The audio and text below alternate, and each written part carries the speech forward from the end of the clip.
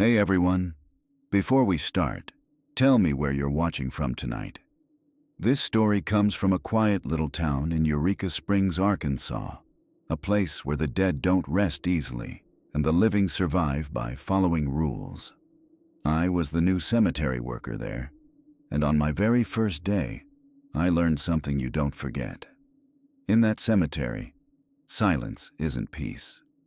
It's a warning.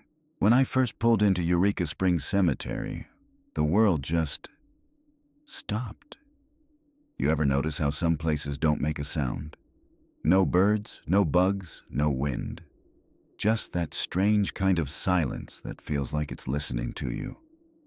That's what it was like the first time I stepped out of my truck that morning. The fog was thick, hanging low across the headstones like it didn't want to leave. You could smell the wet earth, that mix of cedar and old flowers that never quite dies out. It was early March, still cold enough for my breath to show, the kind of chill that gets into your bones even when you're bundled up. I remember thinking, this can't be so bad. It's just a job, groundskeeping, maintenance, a quiet place where no one bothers you.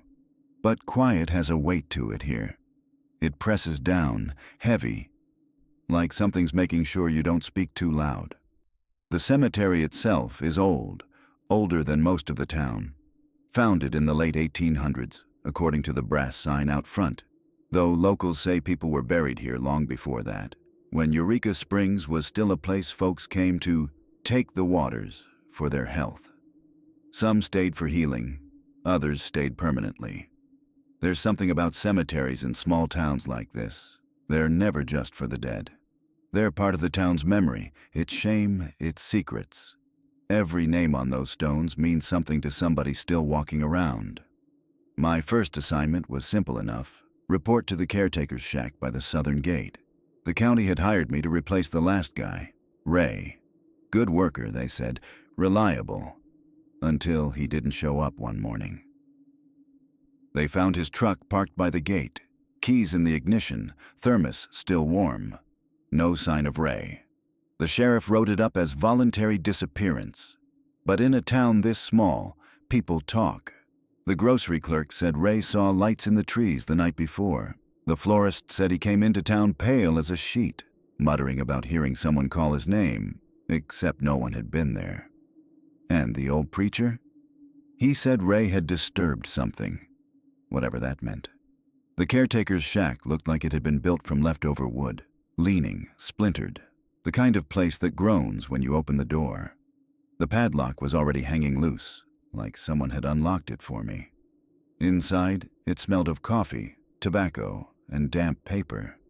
A single bulb hung from the ceiling, swaying just enough to make the shadows move.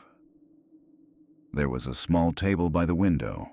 On it, a half-empty cup of coffee, still faintly warm, and beside it, a folded sheet of yellow paper.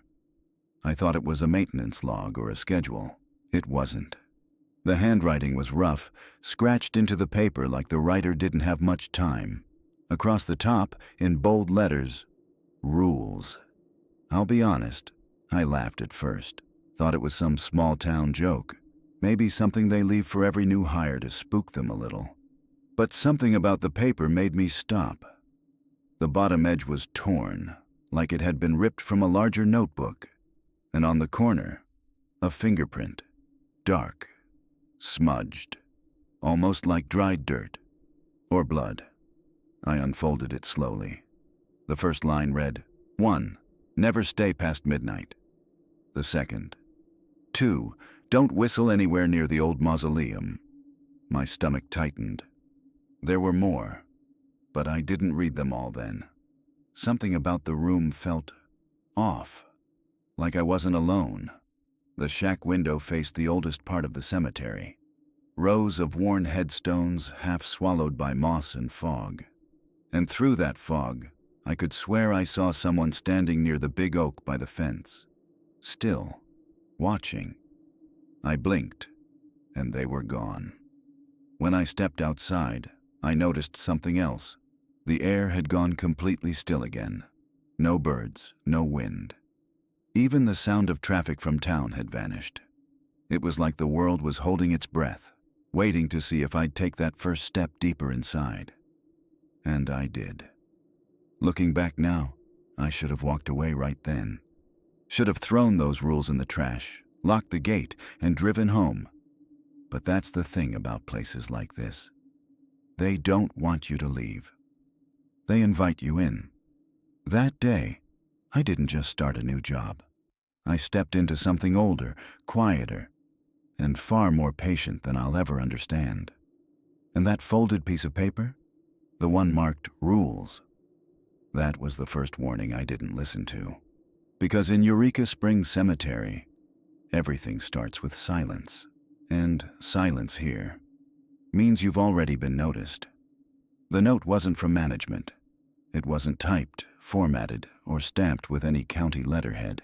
Just scrawled across a yellow legal pad in handwriting that slanted like it had been written in a hurry. At the bottom, in shaky pen strokes, it said, "For whoever takes my place, don't make my mistakes." That line stuck with me. Not because of what it said, but because of how it felt.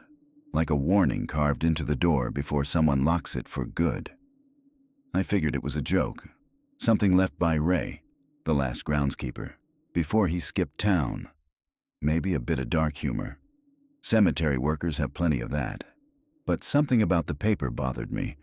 There were faint circles from coffee stains, still fresh, and a small tear down the middle, like someone had folded it over and over again while they thought about leaving it behind. That afternoon, I heard tires crunching on gravel. An old sheriff's department SUV rolled up, paint sun-faded, the kind of vehicle that's been around longer than most of its drivers. Out stepped Deputy Clay Morris, tall, broad-shouldered, in his late 50s. He had that look you see in small-town law enforcement, the kind that's seen more than it talks about. He was chewing on a half-burned cigarette, eyes hidden behind scratched aviators. "Morning," he said. His voice was low, the kind that makes you feel like you're already being questioned. He handed me a small ring of keys, 5 of them, each a different color. This one's for the south gate, this one's for the shack, the brass one's for the tool shed. Don't lose it. He nodded toward the yellow paper on the table. "You read that yet?" "Yeah," I said, trying to sound casual. "Looks like a prank." He didn't smile, didn't even blink. "Ray didn't think much of it either," he said, tapping ash off his cigarette. "Maybe he should have." He walked past me and stood by the window, looking out toward the far edge of the property.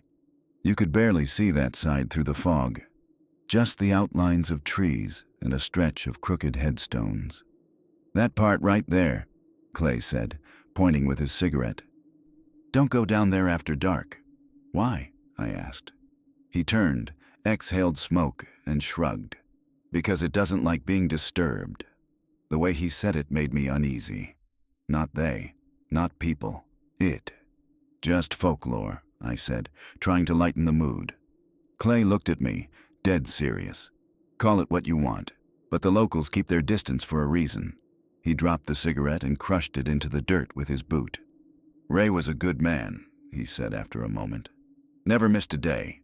Knew this place like the back of his hand. Then one night, he decided to play hero." Clay looked back toward the fog. Said he heard voices. Thought it was kids messing around.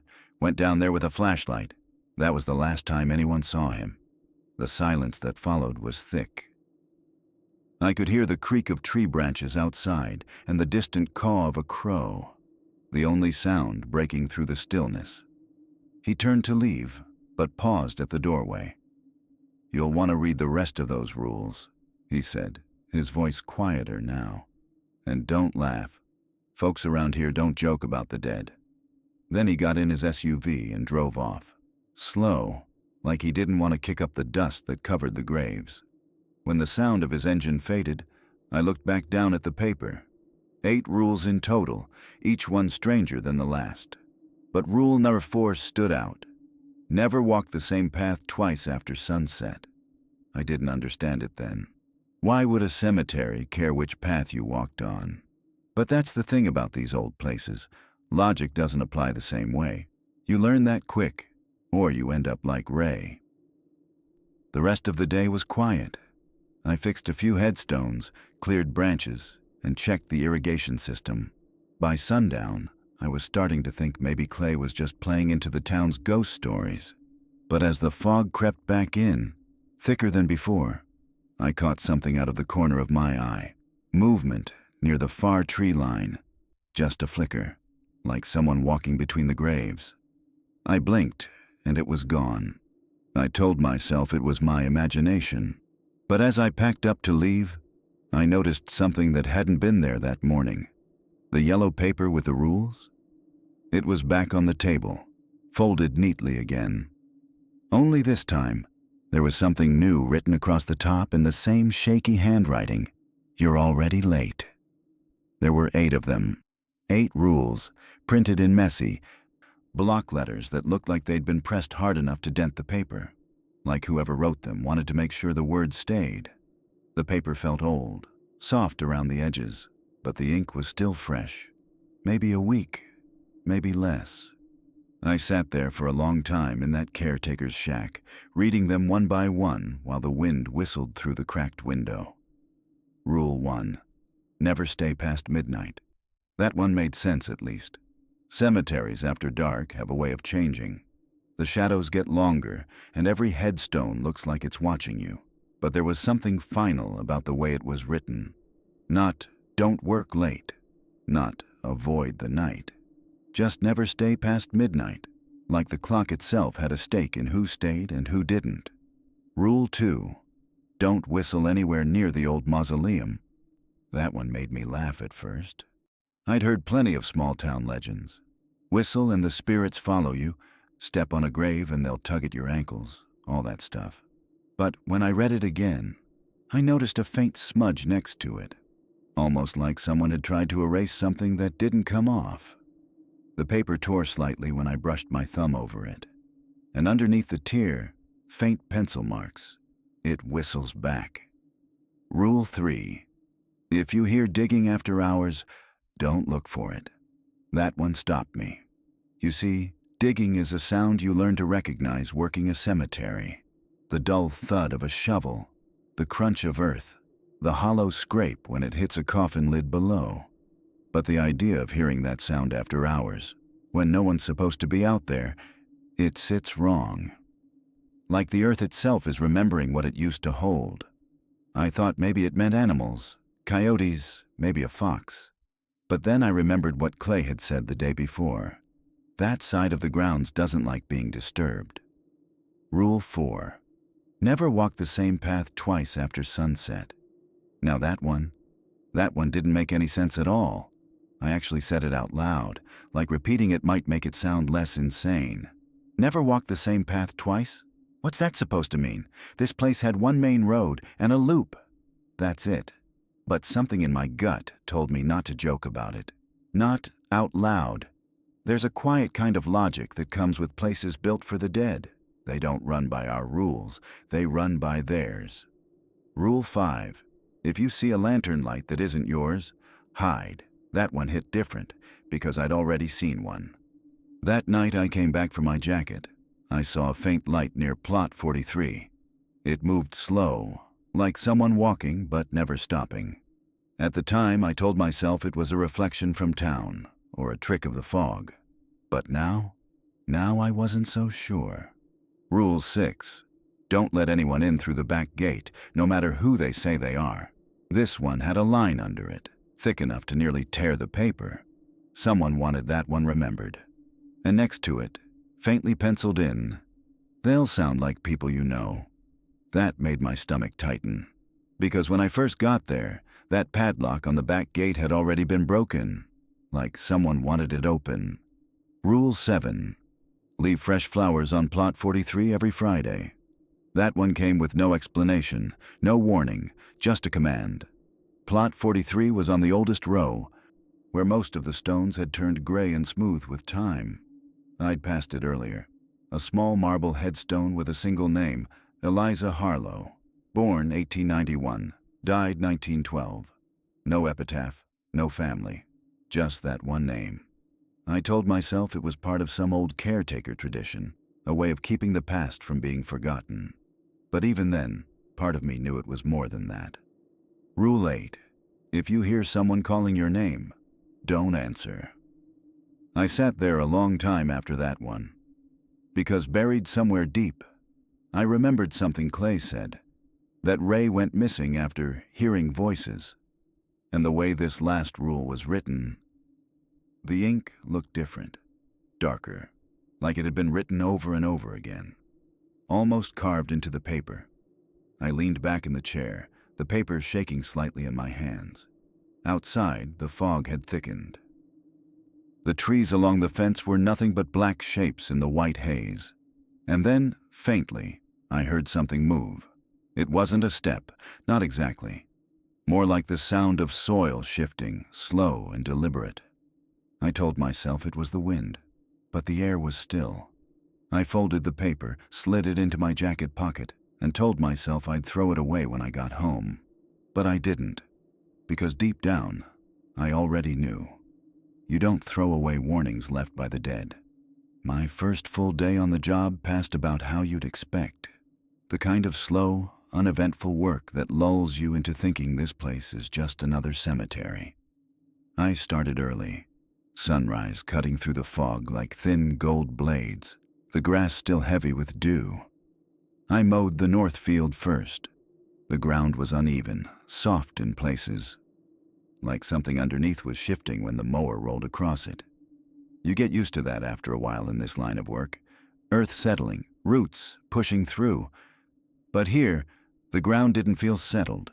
It felt restless.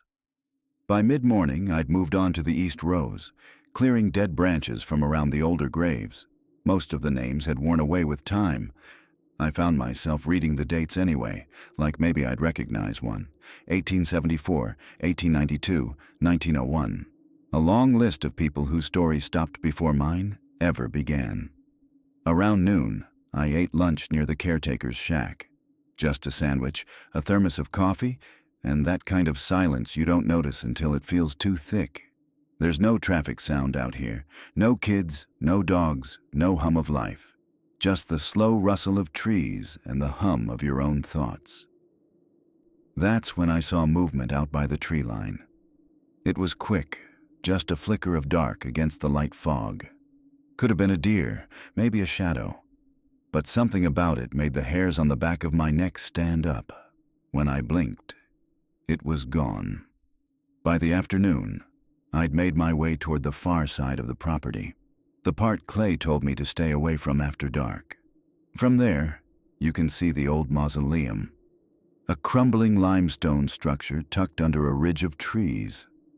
The roof's half-caved, vines growing through the cracks, and the iron gate on the front hangs just enough to groan when the wind touches it. Every cemetery has one spot that feels different, older, heavier. That's what the mausoleum was, the kind of place you walk past, not through. The rest of the day stayed quiet, too quiet. Even the crows that usually lingered near the dump site kept their distance. It's strange how you start noticing patterns like that when the living things avoid certain parts of the dead's territory. By sundown, the fog had started to creep back in, thick and low to the ground. The kind that makes sound travel funny. You could drop a wrench 20 feet away and swear it landed right behind you. I finished locking up, double-checking the gates, then walked back toward my truck, humming under my breath. It was automatic, just something to fill the silence. Didn't even notice what I was doing until I caught myself halfway through. I was whistling. 3 low notes, the same rhythm I use when I'm trying to think. That's when I heard it. 3 notes. Soft, distant, answering back. I froze. The air felt heavier suddenly, like the fog itself was pressing in on me. It came again. Those same 3 tones, perfect, slow, and deliberate. I turned toward the mausoleum. Couldn't see much, just a dim outline of stone through the haze. But the sound came from there, clear as day. Someone, or something, was matching me. I tried to rationalize it. Maybe the sound had echoed off the stone. Maybe it was a trick of the wind. But there was no wind, and echoes don't carry tone. These notes weren't random. They were an answer. Every instinct I had told me not to move. Not forward, not backward. Just stay still. And for a long moment, I did. Listening, waiting. Then, just when I thought it was over, I heard something new. A fourth note, low, long, off-key. And it didn't come from far away this time. It came from the space between me and the fog. That was enough. I didn't stick around to ask questions. I tossed the keys onto the passenger seat, fired up the truck, and peeled out, leaving the gate half open behind me. When I got to the main road, I finally looked in the rear-view mirror. The fog had rolled all the way up to the gate, thick and white like it was watching, and through it, I saw something faint. A figure standing near the mausoleum, still, facing the road. Then it was gone. I didn't tell Clay, didn't tell anyone, because how do you explain that kind of thing without sounding crazy? But that night, when I emptied my pockets before bed, I found the folded sheet of paper again, the rules Ray left behind. And on the back of it, in that same messy handwriting, someone had added a line I swear wasn't there before. Don't whistle back. It was 3 nights after the whistling. By then I'd convinced myself I'd imagined it, that I was tired, jumpy, maybe spooked by all the talk around town. But that night, I made one mistake. I forgot my jacket. It wasn't much, just an old canvas coat I kept in the shack. But the nights in Eureka Springs drop cold fast, and the thought of it sitting there bothered me. So, against my better judgment, I drove back. It was a little after 11 p.m. when I pulled through the south gate. The fog was already spilling low over the ground, thick enough that my headlights could barely cut through it. And that stillness, that strange, heavy stillness, was back again. The kind that makes you turn the radio off just to hear if something else is breathing with you. The cemetery looks different at night, not just darker, heavier. It's like the air itself thickens, slowing everything down. The trees seem taller, the stones sharper, and even the paths, the ones you know by heart, feel wrong under your boots. I parked near the maintenance shed, left the engine running for the light, and stepped out. The gravel crunched underfoot, the only sound anywhere. I told myself I'd grab the jacket and be gone in 2 minutes. When I reached the shack, the padlock was hanging open. That gave me pause. I knew I'd locked it earlier that day. The door creaked when I pushed it open, and the smell hit me. That damp, earthy scent mixed with coffee gone cold. My jacket was on the chair where I left it, but right before I picked it up, something flickered in the corner of my eye. A light, faint and unsteady. Out near the older section. At first, I thought it was just a reflection. Maybe a car passing on the distant road. But there are no roads close enough for headlights to reach this deep. The light moved again, a small, pale glow bobbing slowly between the headstones near the north ridge. I stepped outside and squinted through the fog. It looked like a lantern. A little glass one, old-fashioned, the kind you'd see hanging from a porch in the 1800s. My first thought was teenagers, maybe some ghost hunters sneaking in after dark. That happens sometimes, people daring each other to spend a night among the dead. I grabbed my flashlight and started walking, but halfway across the yard, I stopped cold. Because that light, it wasn't being carried. It floated. It moved in slow, smooth arcs, swaying left, then right, almost as if someone invisible was walking with it. No footsteps, no sound, just that faint, warm glow cutting through the cold fog. Then I remembered Rule 5. If you see a lantern light that isn't yours, hide. I felt my pulse quicken. My breath came out in short clouds. The instinct to look, to know what you're seeing, is stronger than common sense. But that rule had a tone to it, like someone had written it after learning the hard way. So I crouched behind a tall monument and turned off my flashlight. The light kept coming closer. Not fast, almost gentle. It drifted between the graves, the fog curling around it like smoke, and then it did something I still can't explain. It passed straight through the marble fence that bordered Plot 43. No sound, no break, just through. Like the stone wasn't even there.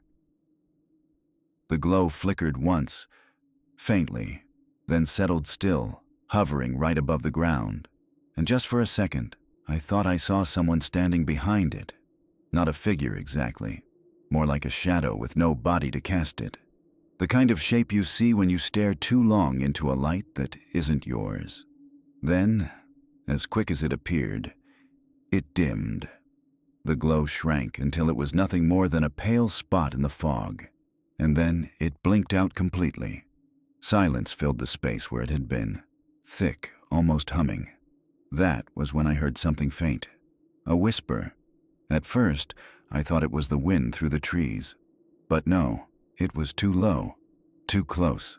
It said something I'll never forget. Just one word. Friday. That's all. Then nothing. I didn't go back for the jacket. I didn't even close the shack door. I ran for the truck, slammed the door, and floored it down the dirt road until I saw the town lights again. And even then, I could still see that glow in my mirrors. Just a faint, bobbing light swallowed by the fog behind me. I didn't sleep that night. I just sat up in bed, the rules spread out beside me, reading and rereading that fifth one. If you see a lantern light that isn't yours, hide. Because now I knew the truth. That light wasn't a warning. It was a test. And if I'd taken one more step toward it, I think I would have found out what Ray saw and why no one ever saw him again. The next morning, I barely slept. Every time I closed my eyes, I'd see that light, that soft, pale glow drifting through the fog like it was looking for something. Or someone. I was halfway through my first cup of coffee when I heard tires crunching on the gravel outside the caretaker's shack. It wasn't Clay this time. It was Sheriff Owens. He stepped out of his truck slow, the kind of man who doesn't rush for anyone. Mid-60s, broad-shouldered, still sharp in the eyes, the kind of face carved by years of knowing more than he's allowed to say. His badge was dull, like it hadn't seen polish in years. He gave me a nod. "Mornin'," he said, voice rough like gravel. "Morning, Sheriff," I answered, trying to sound casual. He looked around, at the fog rolling low over the stones, at the old oak near the fence, then at me. "You seen anything unusual lately?" The way he asked it wasn't casual. He didn't say it like a question. He said it like he already knew the answer. I hesitated, thinking maybe I should keep my mouth shut, but the way his eyes held on mine, calm, steady, almost expectant, I figured lying wouldn't do me any good. So I told him about the lantern, about how it floated, about how it passed through the marble fence like smoke through glass. He didn't blink, didn't interrupt, just listened. When I finished, he gave a slow nod, like I'd just confirmed something he already believed. "That'd be her," he said softly. I frowned. "Her who?" He took a deep breath, then looked toward the north ridge. "Don't worry about it," he said finally. "Just keep bringing the flowers to Plot 43. There was something about the way he said that's the deal that froze me. Not advice, not instruction, a warning. "What deal?" I asked. He didn't answer right away.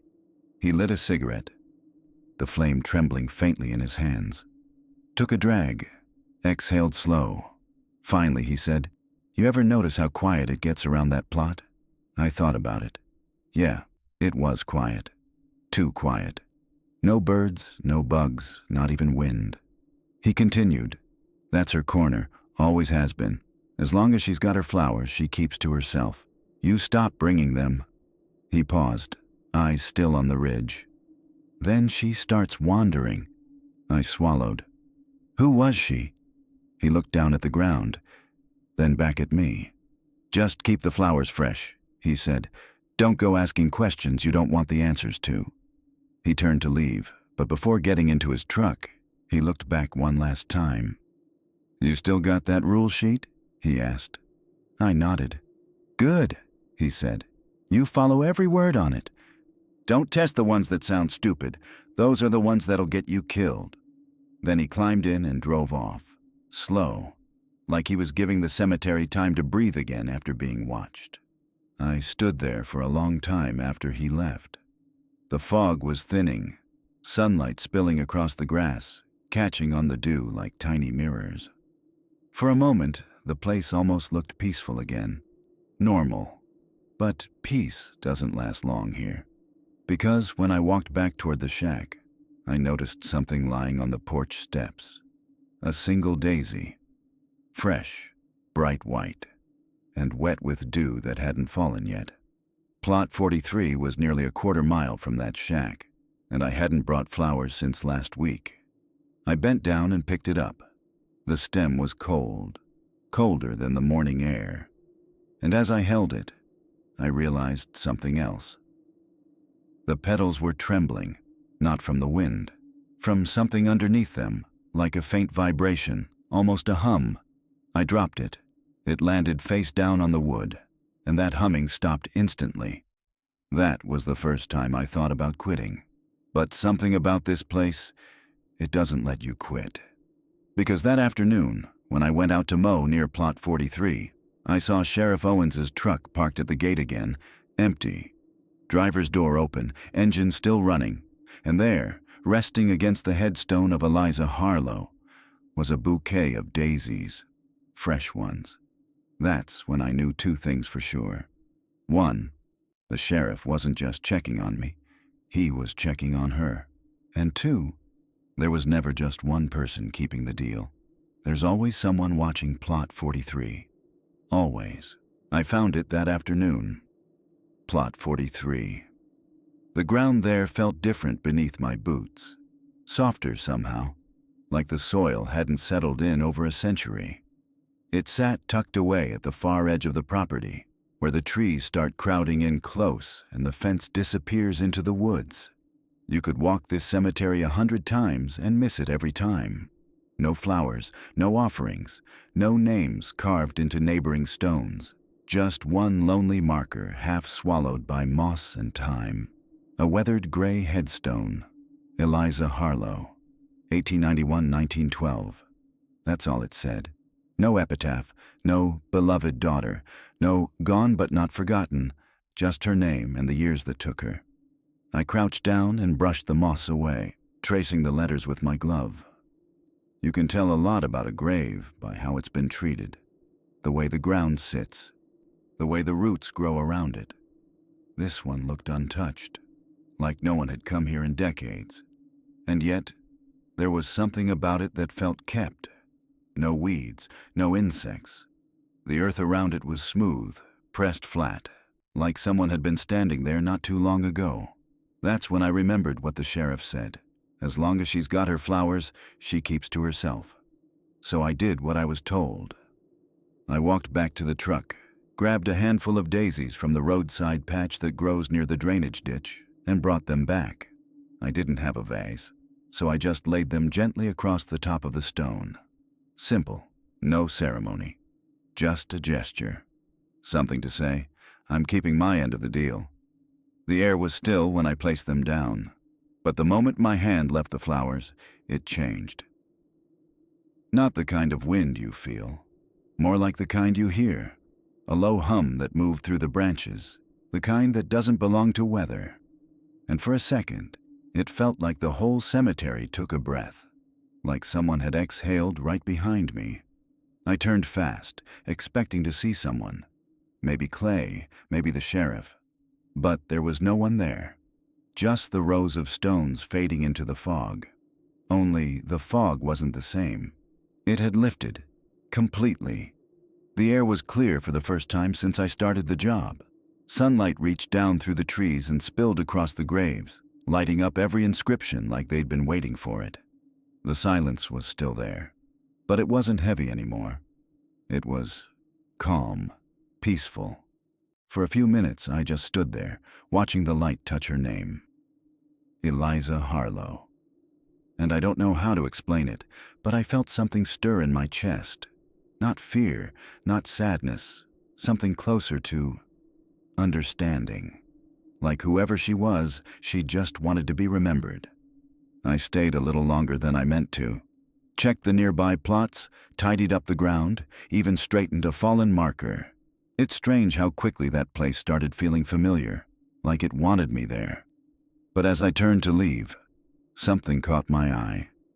A reflection, faint and brief, right at the base of the stone. I thought it was just sunlight off the petals, but when I looked closer, I realized what it was. Water. A small puddle, no bigger than a coin, forming out of dry soil. And when I leaned in, I saw the surface ripple, once, twice, like someone was breathing beneath it. I stepped back quick, heart hammering, but then, nothing. It was gone, just damp earth. Still, that peace lingered. A strange, quiet kind of peace. The kind you only feel when something old has been put back where it belongs. When I locked up that night, I looked out toward the far ridge one last time. The fog hadn't returned. The air was lighter, cleaner. Even the crickets had started singing again. And I remember thinking, maybe this was it. Maybe all this place needed was a little care, a little respect. But as I reached the gate, I noticed something new on the back of my hand. A faint smudge of dirt, shaped like a thumbprint. I hadn't touched the soil since I placed those flowers. And the strangest thing, it was warm. That night I slept better than I had in weeks. No dreams, no whispers, just quiet. But somewhere between waking and sleep, I heard something faint. A woman's voice, low and calm, right by my ear. She said, "Thank you." When I opened my eyes, the room was dark, the air still, and on my nightstand, right beside the folded list of rules, sat a single white daisy, still wet with dew. It was about a week after I'd found her grave. Eliza Harlow, Plot 43. The daisies I left were still fresh when I checked on them that morning. No wilting, no browning, just standing straight in the soil, like they were brand new. That alone should have told me something wasn't right. But by that point, I'd learned it was better not to question what made this place behave the way it did. You followed the rules, you did your part, and you didn't linger when things started to feel wrong. But that night, I lingered. It was late, close to closing time. The fog had started to move in again, slow, thick waves of white that swallowed the far end of the cemetery first. I was stacking tools into the shed when I heard it. A sound, faint, rhythmic, like metal scraping against packed dirt. At first, I thought it was one of the stray dogs that sometimes dug near the fence line. But the longer I listened, the clearer it became. It wasn't random scratching. It was shoveling. The sound came from the old section near the oak grove, the oldest graves, where the stones had sunk and tilted like broken teeth. The exact spot Clay told me to stay away from. And I remembered Rule 3. If you hear digging after hours, don't look for it. So I tried not to. I told myself to ignore it. I turned off the shed light, locked up, and started walking toward the gate. But the thing about this job is, you get used to certain sounds, and that one, that steady, metallic rhythm, it didn't stop when I stopped moving. It kept time with my heartbeat. Curiosity's a dangerous thing. You always think you'll just take one more step, just close enough to see what's going on, then turn back. But the moment you start walking toward something in the fog, it starts walking toward you too. I crept along the path, flashlight off. Didn't want to draw attention to myself. The sound grew clearer, the scrape of metal against rock, the soft thump of dirt hitting the ground. Someone was digging, someone real, or at least that's what I told myself. When I reached the oak grove, the sound stopped, instantly, not faded, stopped, like whoever was doing it had been waiting for me to get close enough to notice. The air felt heavy. Still, every nerve in my body screamed at me to turn around. And then, a voice, Low, tired, almost gentle. It came from somewhere inside the fog, just past the old stones. Not deep enough yet. I froze. The voice didn't echo, didn't carry. It was close. Too close, like it had been whispered right beside my ear. My breath caught in my throat. I wanted to call out, to ask who was there, but my tongue felt like it had turned to stone. I took one step back, just one, and the soil beneath my boot gave a soft, wet crunch. When I looked down, I realized I wasn't standing on grass anymore. It was loose earth, freshly turned, and there, just at the edge of my boot, was a shovel. Old, rusted, half buried in the dirt. I didn't touch it. I didn't even look at it for more than a second. I just ran. Didn't grab my shovel, didn't finish locking the gate, didn't even look back. I drove home shaking, mud still stuck to my boots, ears ringing with that voice. Not deep enough yet. The whole drive, I kept trying to convince myself it was just someone trespassing. A drunk, a prankster, something logical. But deep down, I already knew better. Because when I got back the next morning, I found something waiting near the oak grove. A hole, perfectly square, about 6 feet long, maybe 4 feet deep, and lying neatly beside it, a single daisy, still fresh. That night I added a new line to Ray's list of rules. I wrote it in the same place he had. Same yellow paper, same block letters. Rule 9. If you hear digging after hours, it's not the ground they're after, and every night since, I've wondered what they're still trying to reach, because sometimes, when the fog gets thick and the air goes still, I can still hear it. That slow, steady rhythm. Metal on earth, earth on wood, and something breathing just beneath it all. Not deep enough yet. Never deep enough. It was 2 nights after the digging. The air had gone strange again. Thick, still, heavy, like the whole town had gone to sleep and left the world half awake. I'd done everything right that evening. Locked the tool shed, checked the floodlights, dropped flowers at plot 43. By midnight, I was sitting in the shack with a cup of stale coffee, listening to the wind rattle the trees and trying not to think about that voice that said, "Not deep enough yet." Then, somewhere around 2 in the morning, I heard it. Bang, bang, bang. Someone pounding on the back gate. At first, I thought it was an animal, maybe a deer caught in the fence. But then I heard her voice. A woman, soft, cracked, desperate. "Please," she said. "Please, my husband's buried here. I just need a minute." It cut straight through me, that kind of cry you don't ignore. You can hear the truth in a voice like that. Grief has its own tone.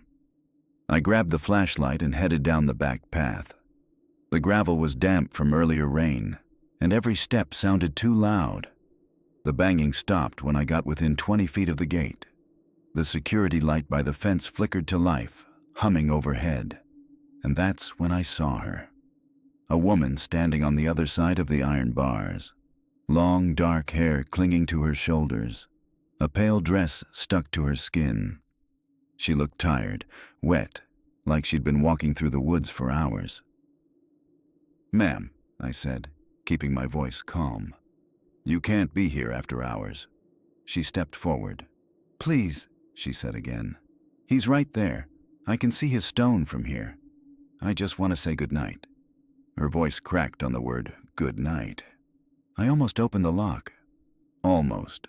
But something stopped me. The light.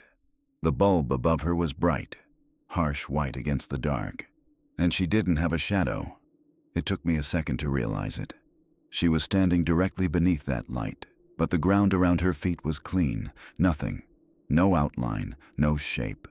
Just wet dirt. I froze. Didn't say a word. Didn't even breathe. And then she smiled. Slow, deliberate, like she'd been waiting for me to notice. When she spoke again, her voice was different. Flatter. Too calm. "You're doing good work," she said. Her lips moved slow, but her words reached me before the sound did, like they'd traveled a shorter distance than they should have. That's when I backed away.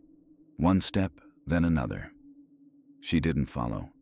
She just watched me, still smiling until I was swallowed by the fog again. I didn't sleep that night, didn't even go home. I sat in my truck till dawn, staring at that gate from a distance, headlights pointed straight at it. It stayed closed. No one came, but when the sun finally started to rise, I noticed something that made my stomach twist. The lock. It was turned, not broken, not forced, just turned, and the gate was open half an inch. The next morning I called the sheriff. He came out, looked around, and said nothing for a long time. Then he knelt by the inside of the gate and pointed. That's when I saw them. Handprints. Not on the outside, on the inside. Dozens of them. Small, pale smudges pressed into the metal, as if someone had been pushing to get out.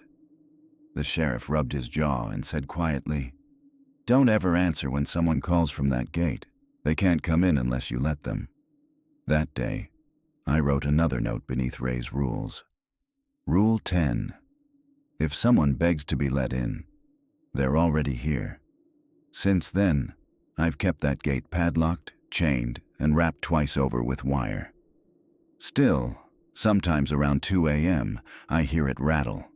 Not loud, just enough to remind me she's still out there, or maybe in here, waiting for someone new to be curious enough to answer. And every time I hear it, I whisper the only prayer that ever seems to work in this place. Stay buried. The storm hit the following weekend. Not one of those soft southern rains that smell like wet pine and pass by after a few hours. No, this one came crawling out of the hills like it meant to stay. By the time the first thunder rolled over the cemetery, the sky had turned the color of old steel, the kind of gray that makes you forget what sunlight feels like. I just finished my rounds when the power flickered once, twice, then died completely. The whole place went black. And when a cemetery goes dark, it's not just the lights you lose. It's your sense of direction, of space, of what's alive and what's supposed to stay quiet. I sat in the shack, lantern lit on the table beside me, listening to the storm move through the trees. Wind scraping the windows. Rain hammering the tin roof like a heartbeat. The air smelled like wet soil and ozone, sharp, electric. Every few minutes, lightning would flash through the fog and light up the rows outside, dozens of headstones gleaming like teeth. And for that split second of brightness, I could have sworn I saw a shape standing between them. Tall, still, human-shaped, gone before the thunder followed. But I'd learned better than to stare too long. I poured myself another cup of coffee and tried to focus on the sound of the rain instead. The rules were pinned to the wall above my desk, their ink warped from months of humidity. I must have read them 100 times that night, tracing each line just to keep my mind steady. 8 old rules, and 2 new ones I'd added myself. 10 reasons I was still breathing. But something felt wrong. Like the storm wasn't just weather, like it was shaking something awake. It must have been close to midnight when I heard it. 3 soft knocks on the door. At first I thought it was the wind. Then came a pause, and 2 more knocks. Slower this time, steady, deliberate. I froze, didn't move, didn't breathe. The storm outside howled, but underneath it, I could hear a faint, rhythmic tapping, like knuckles against wood, too, even to be random. I stood up and took the lantern with me. Its light trembled as I crossed the room, shadows dragging across the walls like they were trying to follow me. "Hello?" I called out. My voice sounded small, swallowed by the storm. No answer, just the wind and the sound of rain against the glass. Then came one last knock, softer this time, right at the bottom of the door, like someone crouched low, waiting. I hesitated. Every instinct told me not to open it. But silence in this place is worse than sound, because when everything goes quiet, it means something's listening. So I turned the handle and pulled the door open just enough to look outside. No one there, just rain falling in sheets, pooling in the mud. Lightning cracked in the distance, lighting up the fence rows and statues. and for a second, the whole cemetery glowed like it was alive. Then the thunder rolled back in, deep and slow. I looked down. Lying on the step was a single daisy. White petals, unbroken, untouched by the rain. Fresh, perfect, even stranger.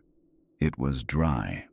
The ground around it was soaked, water running in small streams down the path, but that flower sat clean and still, like it existed outside the storm entirely. I knelt down to pick it up, and when my fingers brushed the stem, it was warm. Warm like it had just been held by someone. I don't know why, but I whispered, "Eliza?" No answer. Just a faint shift in the air, and a low creak as the door began to swing open wider on its own. I slammed it shut, threw the lock, and backed away until my shoulders hit the far wall. The lantern flickered once, twice, then steadied again. And that's when I smelled it. Not flowers, not rain, but earth. Wet, fresh earth. The kind you only smell when something's just been buried, or just been dug up. I sat there till dawn, Daisy still clutched in my hand, watching the lantern flame dance against the window pane. The storm finally broke sometime after 3 a.m., leaving behind nothing but silence and the smell of turned soil. When daylight came, I stepped outside. The rain had washed the entire cemetery clean. Every path was clear. Every headstone glistened like glass. Except one. Plot 43. The ground there was dry, untouched, and right in front of Eliza Harlow's stone was another daisy, identical to the one that had been on my doorstep. That was the moment I stopped pretending this place was just haunted. Haunted things don't leave gifts. They don't know your name. They don't keep promises. This wasn't haunting. It was habit. And every storm since then, I've learned to expect the same routine. 3 knocks, a whisper, and a flower that shouldn't be there. Because in Eureka Springs Cemetery, storms don't bring rain. They bring reminders. Clay showed up the next morning, just as the fog was lifting. The storm had left the whole place soaked, branches scattered, stones slick with rain, the ground soft enough to swallow your boots. I was still half awake, running on no sleep and bad coffee, when I saw his old county truck pull through the gate. He parked crooked, left the engine idling, and climbed out holding a flask instead of a clipboard. That told me everything about how this day was going to go. He took one look around, shook his head, and said, "Hell of a blow we got last night." "Yeah," I said. "Blew the power, flooded half the rows. Figured you'd want to check the damage." He didn't answer right away. Just stood there, staring out toward the far end of the property, the part near the oak grove and the mausoleum. Then, after a long pause, he said quietly, "You hear anything?" I lied. Told him no, but I could tell he didn't believe me. We walked the grounds together for a while, the two of us sinking ankle-deep into the mud. He didn't talk much. Just looked, really looked, at the ground, the trees, the old stones, like he was checking if the dead had moved overnight. When we reached the oak grove, I noticed something half buried in the soil near one of the older plots. A metal tag, rusted, weather-worn, stamped with the number 47. I picked it up, turned it over in my hand, and said, "This mean anything to you?" Clay took it, rubbed the mud off with his thumb, and sighed. "Yeah," he said, "it means Ray didn't make it this far." I stopped walking. "You never told me what actually happened to him." He didn't answer right away, just unscrewed the flask, took a drink, and passed it over. The whiskey hit like a shovel to the chest. Cheap, burning, honest. "Finally," he said. Found his truck near the river, keys still in the ignition, engine still warm. Doors locked from the inside. I frowned. No sign of him. Clay shook his head. "Nope, just a trail of mud from the driver's side door down to the water. Looked like he walked straight in." "Walked in?" I asked. "Yeah." He nodded toward the tree line. "Left his boots on the bank. That's how we knew it wasn't some drunk or a stranger. Ray was careful like that, always left things tidy. Then he looked up toward the mausoleum, that old stone building half-eaten by vines. "Far as I can tell," he said, voice low, "he broke Rule 1. Never stay past midnight." The words hit different when he said them out loud. I could feel them, heavy, real, older than both of us. "What happens if you do?" I asked, trying to sound casual. He looked at me, eyes narrow, like he was deciding whether to tell me the truth or let me figure it out the hard way. Finally, he said, "It's not what happens to you. It's what happens with you." He pointed toward the mausoleum. That place was sealed up 100 years ago. Every few decades, someone decides to go poking around after hours. Ray wasn't the first. I swallowed. "You're saying something came out?" He shook his head. "No, I'm saying something didn't want him leaving." The wind picked up through the trees, carrying the smell of wet cedar and old earth. Somewhere in the distance, a loose gate hinge creaked. Neither of us spoke for a long time. Then Clay handed me the flask again and said, "If you make it past 3 months, you'll be the first." I let out a nervous laugh. "That's supposed to make me feel better?" He half smiled, tired, crooked. "Doesn't matter how it makes you feel," he said. "Just means this place hasn't decided yet." He walked back to his truck, the mud sucking at his boots, and paused at the door. "You keep those flowers fresh, you hear? That's the only promise that still means something around here." Then he climbed in, slammed the door, and drove off without another word. I stood there watching his taillights fade through the mist until they disappeared completely. And for the first time since I'd started this job, I realized something. Ray wasn't gone, not really. He'd just changed shifts. Because when I turned back toward the cemetery, the fog had thickened again.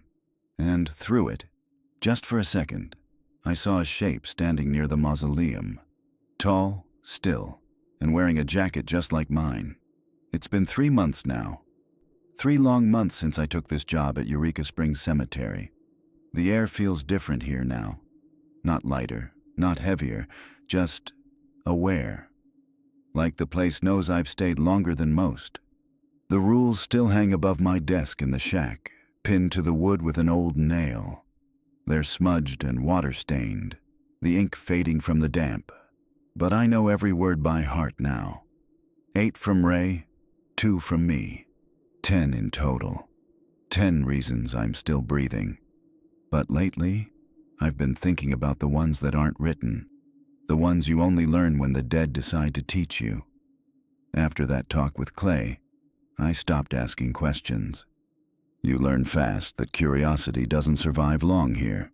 Instead, I just did my rounds, kept the flowers fresh, stayed off the grounds after midnight. Simple routines, safe habits, but some nights, I swear the rules move. Not literally, not like the paper walks off, but when I look at them, the words don't feel the same anymore. They read heavier, like they've changed meaning since the last time I saw them. A few nights ago, I woke to a sound I hadn't heard in weeks. A soft tapping. 3 knocks, then silence, then 3 more. Rhythmic, patient. It wasn't coming from the door this time. It was coming from beneath the floorboards. I sat there, listening, the lantern flickering low beside me. And for the first time, I didn't feel afraid. Just tired. Because that's the truth about this place. It doesn't want you scared. It wants you comfortable. It wants you to stay long enough to belong. The next morning, I walked out to plot 43. The daisies were gone. Not wilted, gone.